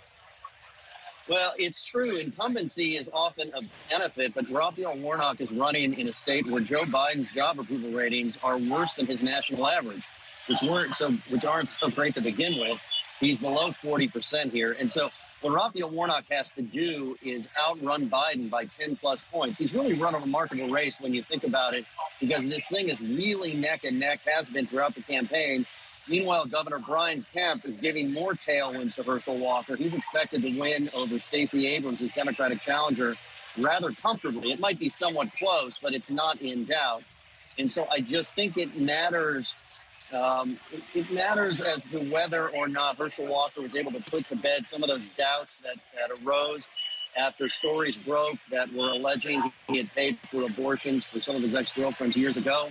A lot of Republican voters here do not care. They want to win control of the Senate as much as they want to elect Walker. And I will say, it's been a tale of two campaigns here. Raphael Warnock has been crisscrossing the state, holding multiple events a day. He's been gaggling with reporters. In other words, sitting for interviews with groups of us before he departs to the next campaign stop. Herschel Walker looks much more like the incumbent of the challenger. One event a day, no press access. I know voters don't care about that, but it's just an interesting way to understand how he sees the race and how he's campaigning.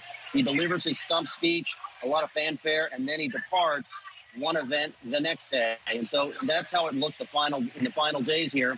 Now we'll see how the strategies, competing strategies, work for both men. Is it too strong a perception to say that Democrats just seem to be staying away from their track record of the past 2 years? Well, I think it's I think it's correct to say that Democrats can't run on their track record in a lot of these competitive races, because even if they explain to voters what they have done to address inflation and crime and other issues, which they have and which I have watched them do, from Senator Warnock here in Georgia to Senator Patty Murray in Washington State, where I was last week, they have talked about the Inflation Reduction Act. They have talked about the American Rescue Plan. The problem is that when you have skyrocketing inflation as we have now, when you have rising crime as we have now, or at least as voters believe we have now, telling them what you did to solve a problem that isn't solved doesn't work. So I don't think this is an issue of messaging. I think it's an issue of voters don't believe the Democratic agenda has worked. I would say voters in places where it matters. Democratic voters are very pleased with the president's agenda and with what Democrats did on Capitol Hill. But for swing voters and independents, and clearly for Republicans, they are not happy, and that can make the difference in this election. You talked about Washington State, and I find that one to be a sleeper in the sense that it's not gotten a lot of the attention as, for example, the state that you're in right now in Georgia. But that Senate race is neck and neck in the most liberal of liberal states, Washington State, with Patty Murray is facing a real challenge from the Republican Smiley. Yeah, Tiffany Smiley is a very dynamic campaigner. She's got a compelling personal story. All she does is talk about gas prices and inflation and grocery prices, crime, talk about reforming the federal government to make things better for military veterans. Her husband is a military veteran. He lost his eyesight in combat in Iraq. And so she's run a very on-message focused race. And, you know, in a wave election, as we think we're going to see this evening, this is the kind of thing that can happen. You can see Republicans winning in states where you wouldn't otherwise expect them to win. Tiffany Smiley, we just saw a picture over there off to your left side, is also just tough as nails. We're seeing this, I think it's primarily among Republican women, but there is a whole series of Republican candidates across the country now who are really making names for themselves and are fighting really tough fights, confrontational fights. The classic case, of course, is in Arizona with Kari Lake. Yeah, we've seen a lot of combative Republicans in the style of Donald Trump. This is clearly what Republican primary voters want to see. And, of course, when you get to run against a party in full control of Washington, Democrats control the White House, the House, and the Senate, it's very easy for any style of campaigning to work. All you have to say is, I'm against them. I will put the brakes on them. I think what we will find in future elections is that some of what worked for Republicans this evening doesn't necessarily work again a second time, but that doesn't matter. That's for another day. What matters today is that you offer voters something different from what they believe they're getting from President Biden and the Democrats, and that will be good enough to get it done in a lot of these races. David Drucker in Atlanta, Georgia, at the Herschel Walker party. Whether it turns out to be a victory party or a concession speech, we don't yet know, but we'll be keeping our eyes on it. We'll be getting it back to you, David. Thanks very much. Thank you. And now some final thoughts, at least in the interim, from Pastor Alan Jackson. Any observations thus far? Well, I think for the most part across the country, the polls are closing. So in one respect, the contentious part of this is coming to a conclusion. You know, the speeches have been made and the opinions have been expressed and the dollars have been raised. The question is what's next? And I think for the Christian community, we have a powerful voice for healing. You know, traditional Christianity should bridge gaps and bring unity to our nation, not division. We have this assignment to forgive, not because people deserve to be forgiven, but because we can't be forgiven unless we forgive. Jesus told us to pray that we would have our daily bread. God's our provider, not the government. He told us to pray that His kingdom would come and His will would be done on the earth, not a political party's will. The Christian community, we have to select candidates. We live within a system, but we serve a king and a kingdom that transcends all of those things. And we've lost sight of that in the Christian community. We're so polarized. We've made a law unto ourselves. The reason we live in a lawless nation is the Christian church has rejected the law and the authority of God. If we'll come back under the authority of God, I believe we'll see our children grow up in a more lawful society, free of violence.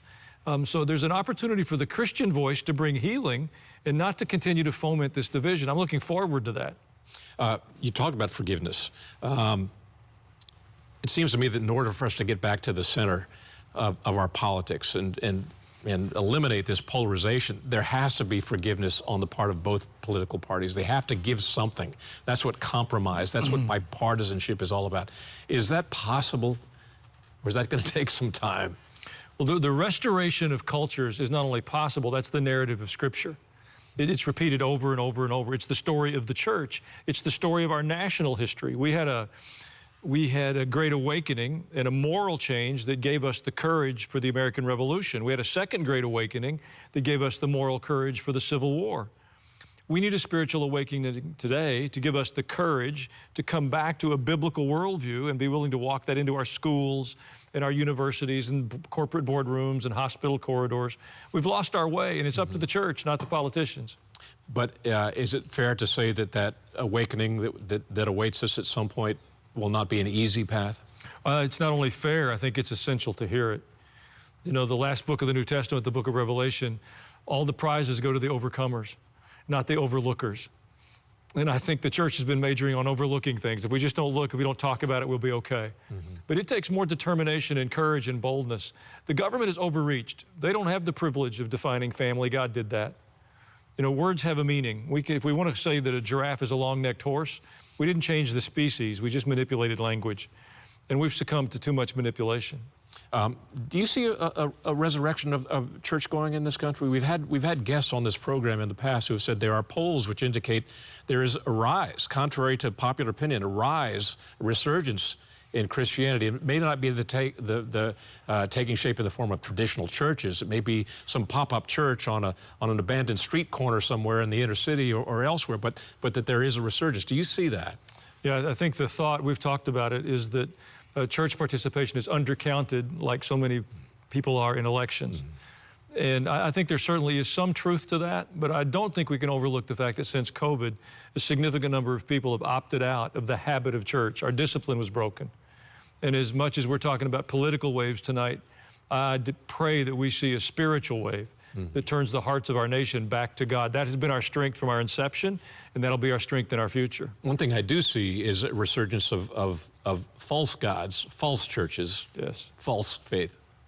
Well, there's no question that the church is in trouble. You know, the apostate church is more prevalent today than any point in the history of our nation. And again, it's a courage issue. Will we have the willingness to stand for a biblical worldview, or will we capitulate to the pressures around us? And I don't know that the outcome's clear yet. Pastor Alan Jackson, he knows what he thinks, and he says what he thinks, and we appreciate it. Back with more after this.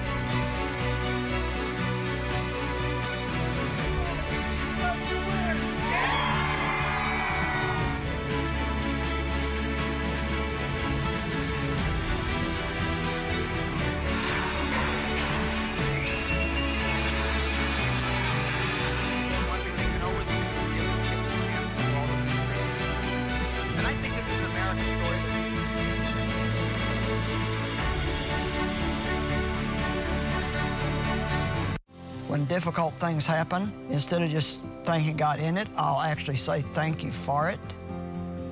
And I have seen some pretty amazing things start to happen already. An attitude change can change your whole life, can take you from being weak and powerless to releasing God's power in your life. Friends, in this season of Thanksgiving, we here at TBN want you to share in our gratitude and experience God's limitless power in your life. So to say thank you for your gift of support in any amount, we'll rush you Joyce Meyer's enriching book, The Power of Thank You. We don't think enough about what God has done for us. The more you think about how blessed you are, the more you have a desire to be generous. And for your gift of just $50 or more, we'll also include CeCe Winans' inspirational book and her uplifting worship CD, Believe for It. God responds to our faith. So don't be nervous.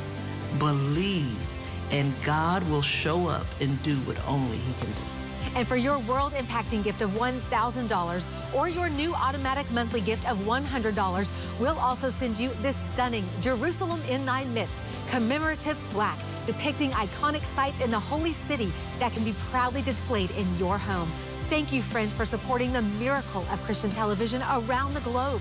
Please call now. Operators are standing by. God bless you. We have one thing to do when we have a problem, and that is to pray and trust God.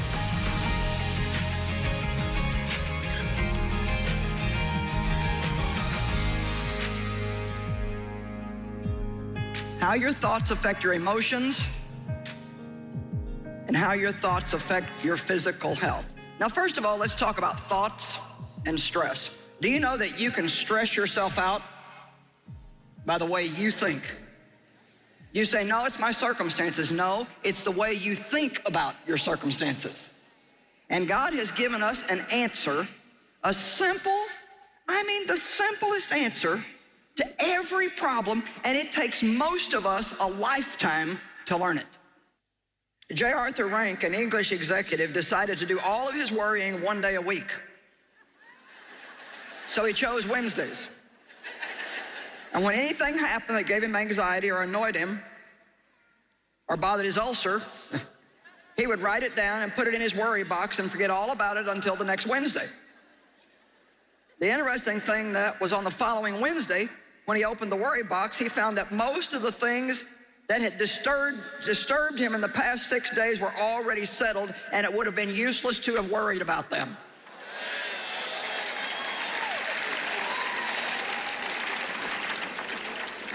My administrative assistant is here, and when I was recovering from my hip surgery, I just asked him to give me, can I have 30 days without the phone ringing, without getting a bunch of emails, unless it's something really, really important.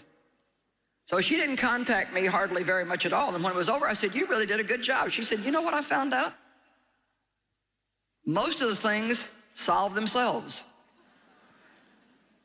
And it would be amazing the things that would just work themselves out if we just wouldn't get so worked up about them. Now, that doesn't mean to be irresponsible, but honestly and truly, a lot of times we don't even give God time to even begin to work. And we're all over the situation. So do all your worrying one day a week, and you'll probably find out by the time it comes, you won't have to do any worrying at all. You know, very often I have what I call come to Jesus meetings. You know what that is? That's where you come to Jesus and you say, we need to have a meeting because I'm in a mess and I need some information. And I spent a lot of years in my life all stressed out and tied up in knots with headaches and all kinds of other stuff. And the doctors would tell me it was stress and it would make me mad. And I thought, no, you are the one stressing me out. You are making me stress, telling me it's stress. And I was like that because my mother had a mental disorder, and I did not want to hear the word stress because I equated it to not being able to handle life. And I was not going to have mental problems.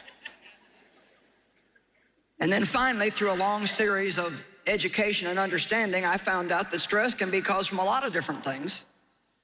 And there were many of the things that I was doing wrong, like worrying, trying to change people. You can't change people. Only God can change people. If you think you're going to marry somebody and change them after you marry them, You better wake up and smell the roses before you say I do. Because I can promise you that they've got some bad habits that you have not seen yet until they get comfortable.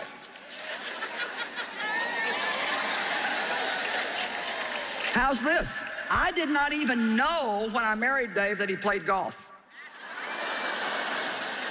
Didn't even know. Didn't even know. Because he was all focused on me. And that's the way I thought it was going to be our whole life. Come on, is anybody with me tonight? Yeah, well, you know about how long that honeymoon thing lasts. And then reality kicked in. One day we were having his whole family over that weekend, and he said, and you know, so I'm busy cleaning the house and doing all this stuff, and he said, well, I'm gonna go out to the park and hit shag balls. And I thought, what is a shag ball? Well, it's a thing golfers do where they take a whole bag of golf balls and go out and just hit them one after another, after another, after another. I didn't know that in order to play golf 1 day a week, you have to practice the other 6 days. I didn't understand that. But here we are 48 years later, and Dave is still working on his swing. And every time he goes out and plays bad, then he's got to go out and work on it again because now he's got something in it he's got to fix. And so it's kind of like a joke now because he'll home, I think I know what it is now. And I'm like, get out of here.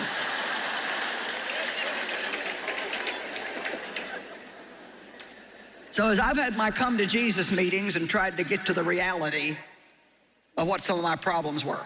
Come on, look at me. Some of you that feel bad all the time, and I'm all with doctors. I mean, I go to the doctor when I need to. I've got medicine that I take, but I found out there's a lot of things you can't medicate. You cannot medicate a bad attitude. Come on. You can't medicate bitterness and hatred and anger and jealousy and resentment. Only God can take care of those things.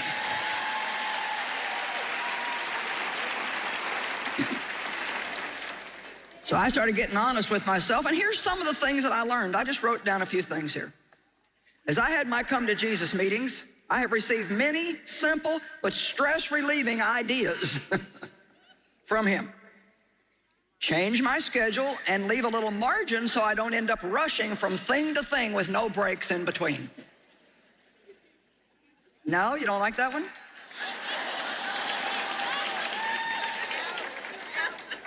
Now see, I'm the kind I don't like to waste time. So I want to give you 45 minutes for this, 30 minutes for that. And my assistant will tell you, it's like, so I have this thing, it's like, okay, I gotta get my hair done, and then I gotta get over here to this appointment, and I don't wanna get there too early, but I don't wanna get there late. And, you know, she's trying her best to work these appointments out where I'm, you know, got it all just right. And I've learned, you know, it's not gonna kill me to sit in the car for 10 minutes and breathe before the next appointment. Sometimes that's actually good. Another thing that I learned through these come to Jesus meetings is take time to do things I enjoy instead of being excessive about work. Because no matter how long you work, there will always be another project that needs to be done. Another thing, have a plan, but don't get upset if my plan is interrupted for a good reason. Go with the flow. Make better choices about what I eat. Make better choices about what I eat. And make better choices about what I eat and the kind of fuel I put into my body, because it will determine how well it functions. You are not going to live on potato chips and candy bars and soda pop and caffeine and think you're going to have any energy and feel good. I'm sorry, but it's not going to work. Drink lots of good, clean water. How many of you don't drink enough water? Why not? I don't like water. Well, God obviously liked it. That's the one thing he gave us to drink. And all we do is ruin it by filling it full of chemicals I learned to have a regular bedtime and get 8, and now sometimes I get 9 hours sleep a night. Don't try to keep all the people happy all the time. Say no when I need to. Okay, how many of you eat way too much junk? Don't drink enough water. Don't get enough sleep. Okay, then we need not be bothered to try to explain to you why you're tired. Duh. Why is it that we keep thinking that we can do the wrong thing and get a right result?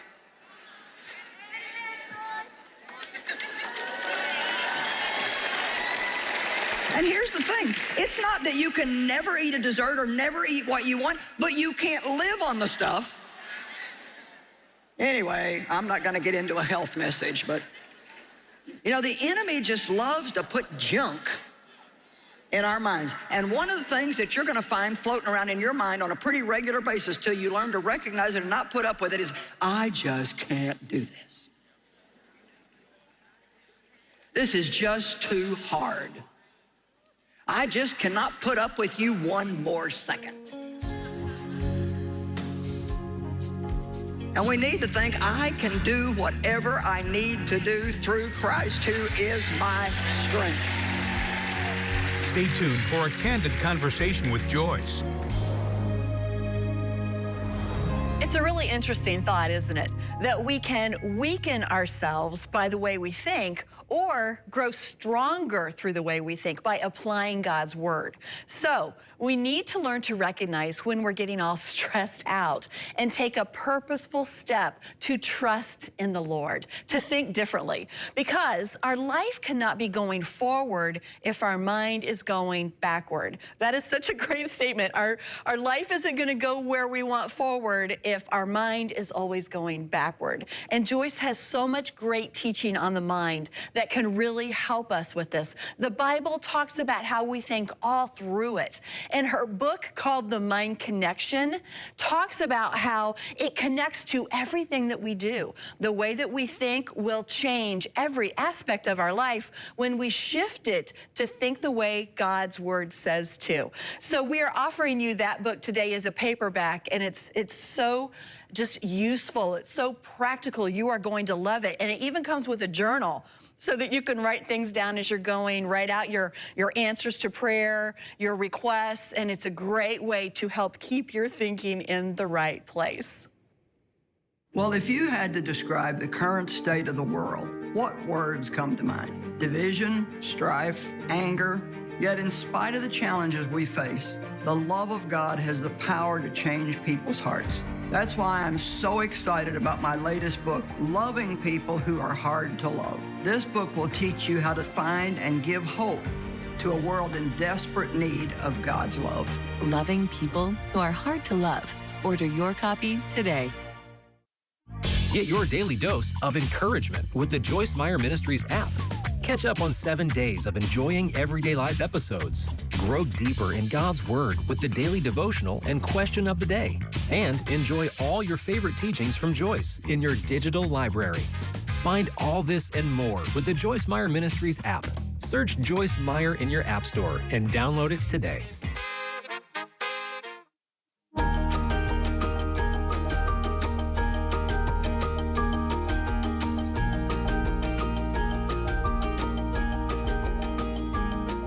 You know, Joyce, people often don't like to talk about money, especially if it's talking about money that they're not receiving, but they're giving. Right. And I think we need to have some real honest conversations, and I know you do, I know this is so important to you, about how important how we see our money Right. and what we choose to do with it really is.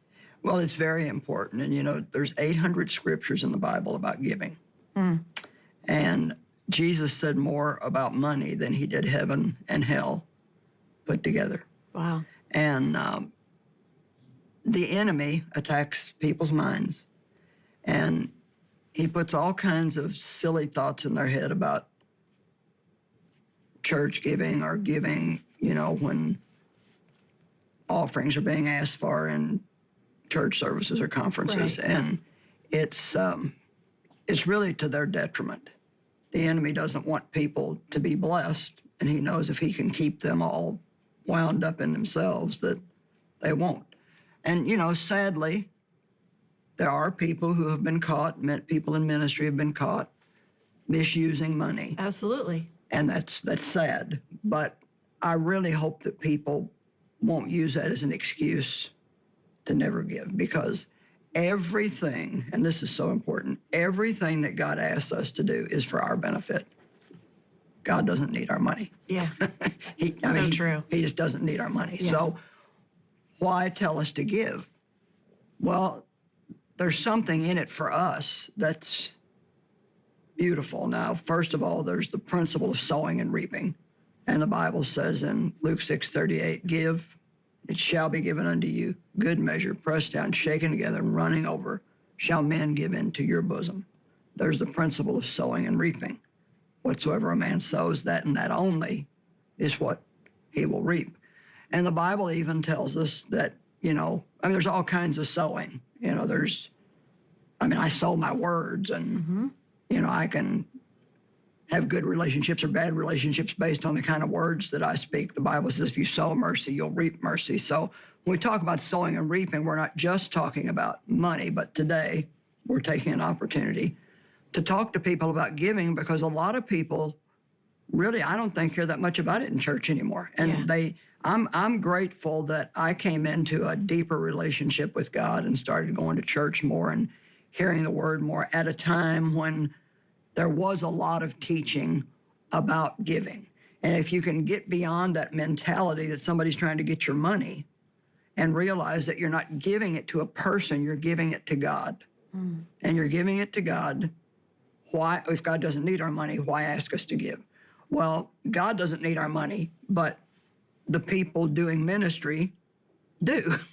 And so we're supposed to support the church that we go to. How can they do anything if they don't have support? And we should support the people that are really teaching us the Word of God and making a difference in our life. The Apostle Paul was a teacher. He traveled from place to place. And he said, you know, if you've reaped from my spiritual gift, it's only right that I reap from your natural gifts. Right. And the thing is, like when I stand up on one of our conferences and receive an offering, I don't get that money. That money is used for exactly what we say it's going to be used for. It's used for our many outreaches to hurting people. And I'd say this week in particular, in the mornings when I have my prayer time, I've just been really thinking about all the people in the world that are hurting. And man, I wish that I could help every single one of them. I hate pain. I hate people being unhappy and being miserable. But just the one outreach we have, the Project Girls that we reach out to, a lot of them have been abused or trafficked into sex rings. And 200,000 women go missing in the U.S. every year. That's just in this country. And so you think about, like, I got a report recently from one of the outreaches that we have in India. And we had a medical truck go to this red light district. And of course, so many of these girls have got diseases and things going on in their body, and they don't get any kind of health care. So we have these medical units that go. And of course, when you meet these girls, you want to get them out of that mess.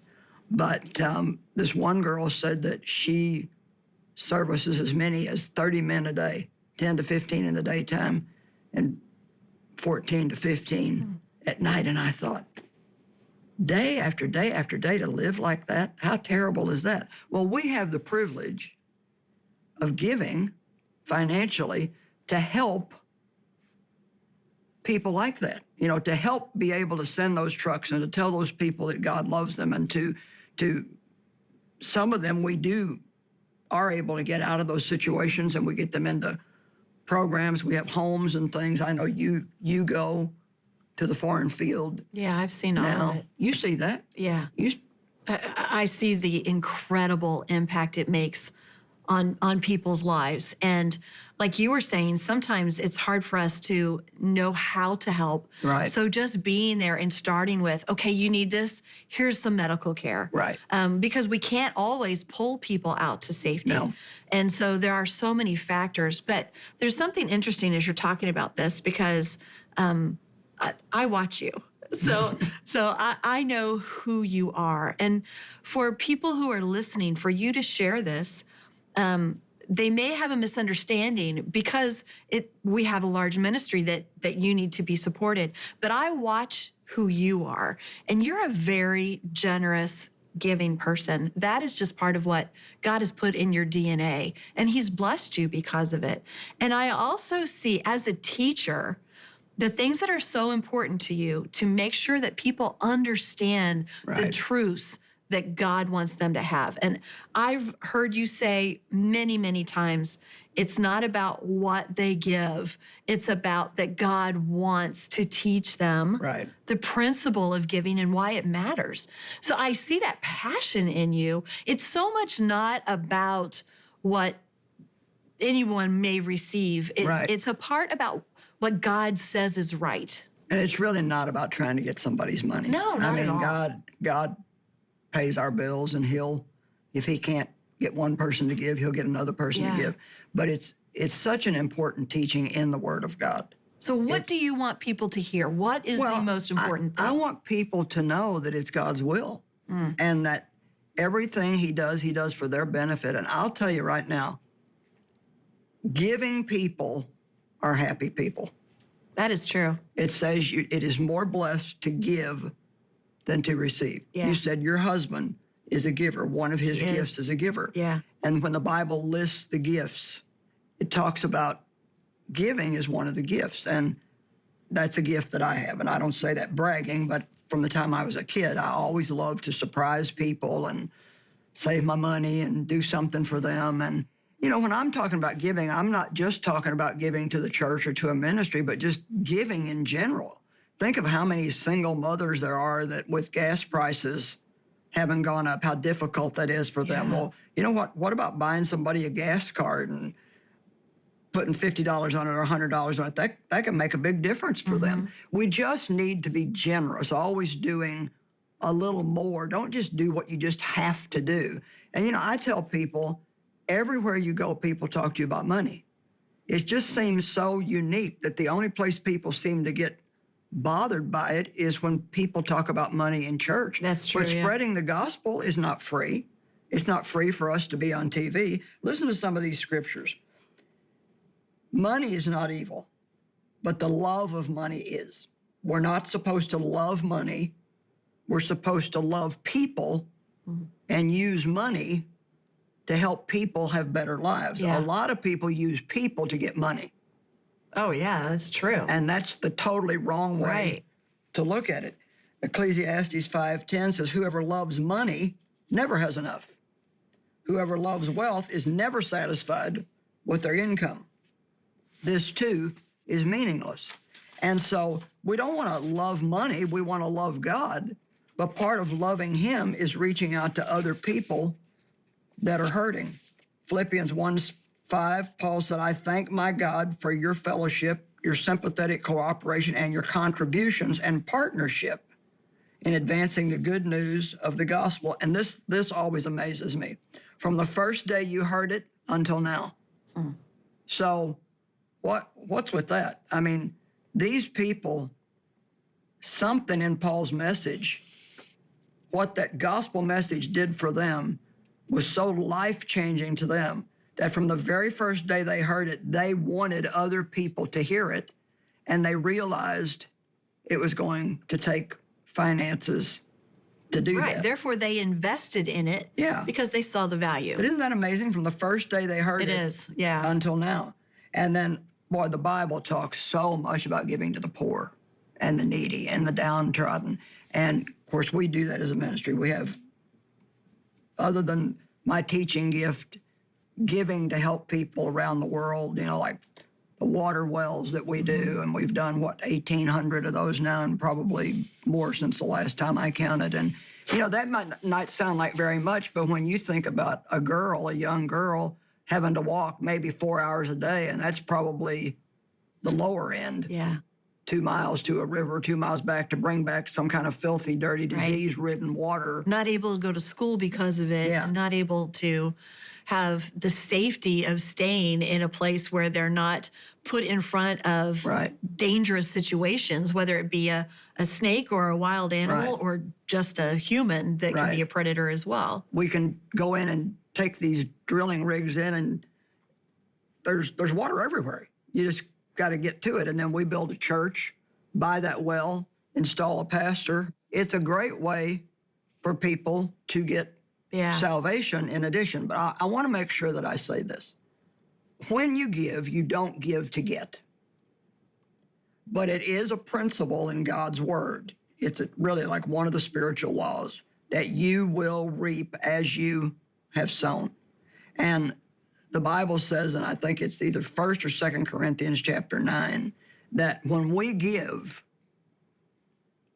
God will always give back to us, and he'll give us bread to eat and seed to sow. He'll meet our needs, but he'll give us an abundance over that so we can continue helping people. And once you get that kind of flow started in your life, you know, we're receiving from God spiritually, and then he provides everything we have anyway, and he wants us to be generous in helping other people that are hurting or in spreading the gospel. And then you sow that, so another harvest comes, and God gives back to you, and then you're able to give back to other people. And I just really want people to study what the Bible says about giving. Don't just have an attitude that somebody's trying to get your money, but study what the Bible says about giving. And when you give, don't give with the idea in mind that you're giving to a person. I remember one time my brother said to me a long time ago, he said, well, why are you giving all that money to some preacher? And I thought, that never occurred to me, because I always felt that I was giving it to God. Mm-hmm. And so if you look at it like that, then it becomes a beautiful thing. And I wish that I had time to read a lot more of these scriptures. And of course I don't, but Proverbs 19:17, whoever is kind to the poor lends to the Lord, and he will reward them for what they have done. And God's not asking you for something that you can't do. One of the famous people in the Bible is a lady who gave 2 mites, and that's less than a mite was something that they used to have that was less than what we would think a penny would be. But it was all she had. And if people would just give what they have and be regular about it, it really is life-changing for people. But I wanted to have this opportunity to just teach people that it's biblical, it's something that will bring a blessing into your life, and it's something you really don't want to miss doing, because you're only cheating yourself if you do.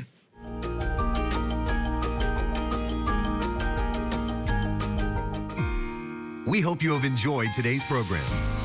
Please contact us or visit joycemeyer.org to share your prayer request or partner with us in sharing Christ and loving people all across the globe.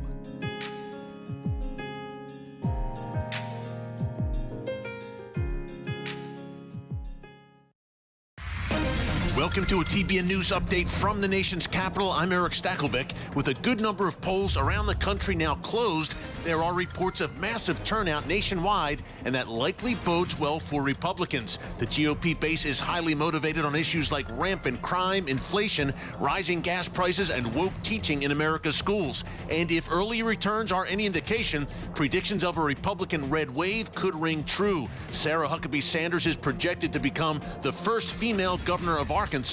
Ron DeSantis and Senator Marco Rubio are also set for landslide victories as increasing numbers of Hispanics in the Sunshine State move to the GOP. Will those trends hold nationwide? We'll break it down in just 1 hour as we continue our live election coverage on Centerpoint. I'll be on the ground here in Washington, D.C., and Doug McKelway will be in the Centerpoint studio to break down all of the election results and what they mean for our country. We'll see you then.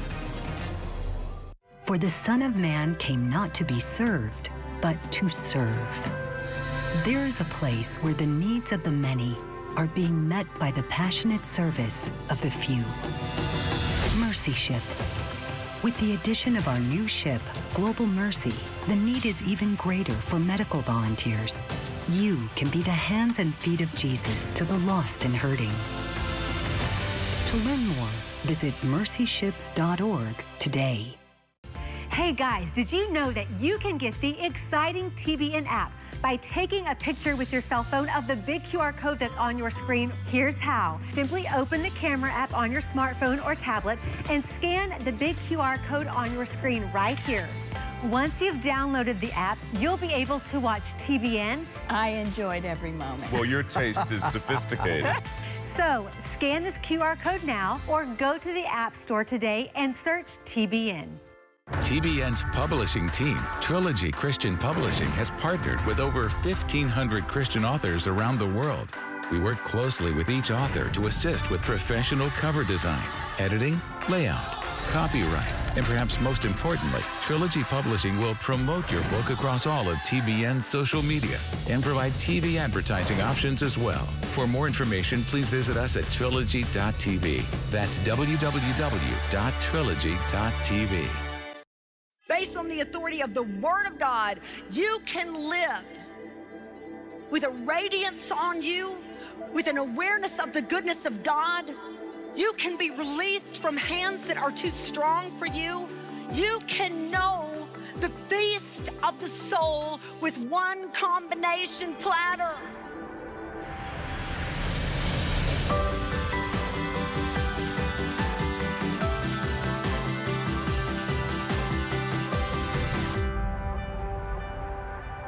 Now, I'm going to read to you. I do want you to jot this down someplace, but I'm not going to turn you to it right now because we got other fish to fry. Well, that was so good. I did not. I should have worked all sorts of food jokes into this. Maybe the Lord will anoint me before morning with them.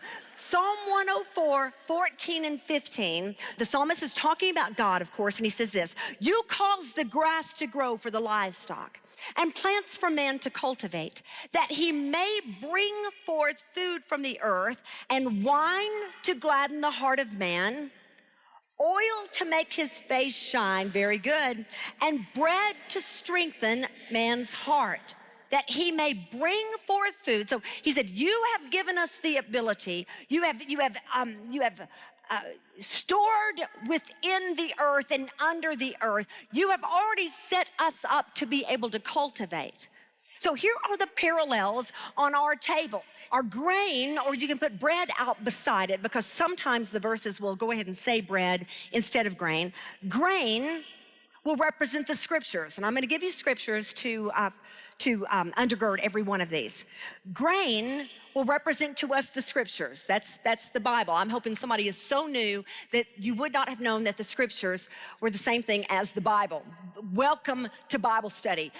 Listen, it doesn't get any more exciting than this book that we've got sitting in front of us. This is fun. This is a blast. This is brilliance of God on the sacred page. This is not just dead ink. This is living words. And it comes to life off that page in the Holy Spirit, and it jumps in your bones, and we are different over it. And we're going to find out that the parallel on our table, grain is what? Tell me one more time. Grain is the scriptures. Oil will represent to us the anointing. The anointing. If you've ever been curious or you've heard that used a lot of times, you're not really sure what it means, you are in the best possible place in this little area, perhaps this weekend, for the scriptures, not for anything we're going to bring, for what God is going to bring to us from the scriptures, for a study in short form of the anointing. Oil will symbolize what? Tell me again. Okay, wine. Wine is going to symbolize, I know that it's we really want to jump to it and go, wine is the blood. Absolutely. Absolutely, we see that symbolically all over the place, and we will touch on that. But in our metaphor, I pray to be able to show you how and why.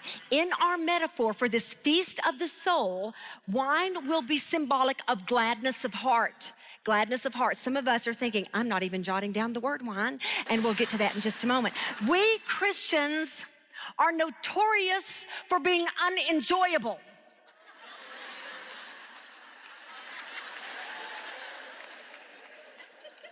Christians are notorious for being unenjoyable. That has got to change. It must change, because where we are going to differ so much on where we stand in the scriptures, if we're also so basically unpleasant and unlikable that no one can stand us, why would anybody want to believe what we believe? Do you have what somebody out in the lost world even wants? Do I? Because if we don't, if we are making a religion out of being unenjoyable, we have missed the good news. It's not good news to people. It's like, I am afraid to receive Christ for fear I will turn out to look like a persimmon.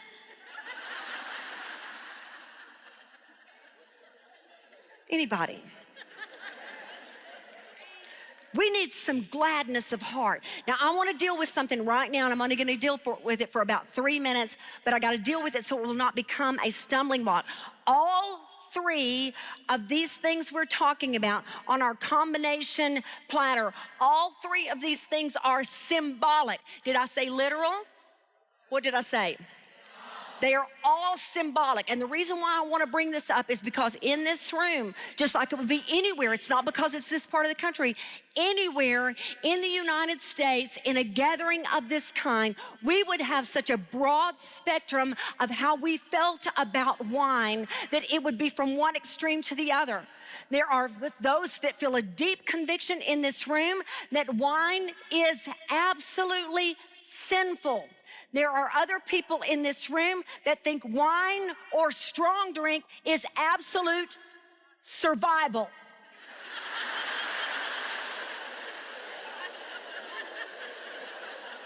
So what we've got here is legalism and alcoholism.